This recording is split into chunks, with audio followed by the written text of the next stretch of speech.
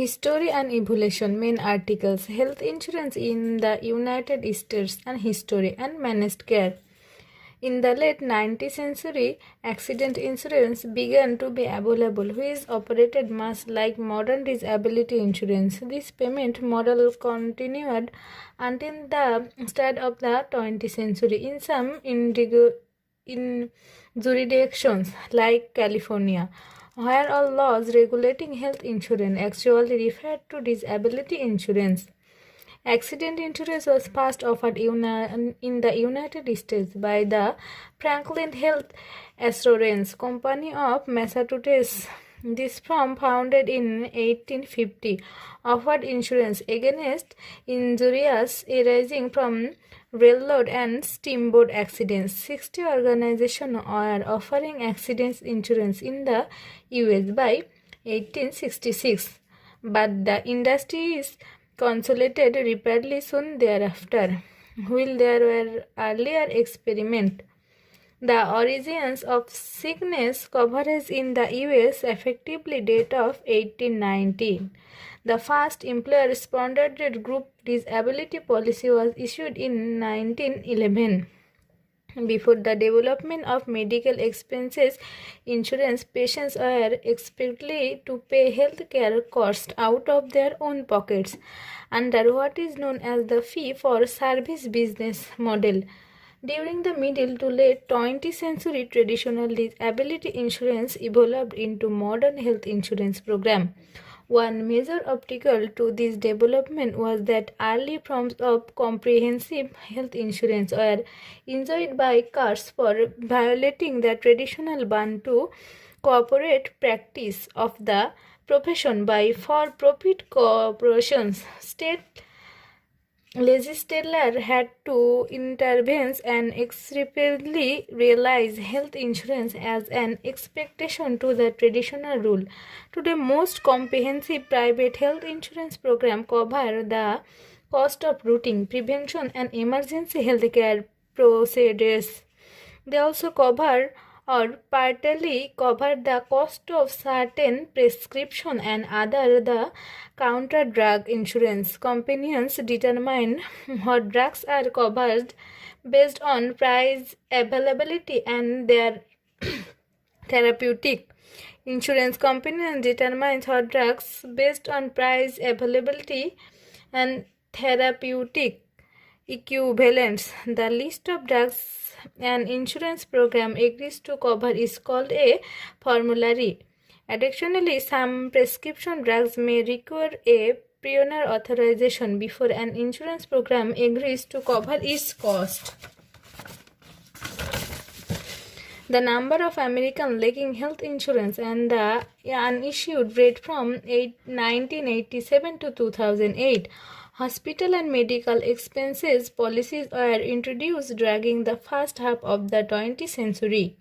During the 1920s, individual hospitals began offering services to individuals on a prepaid basis, eventually leading to the development of Blue Cross organization. The predecessors of today's health maintenance organization, HMOS organizations, began in 1929 through the 1930s and on.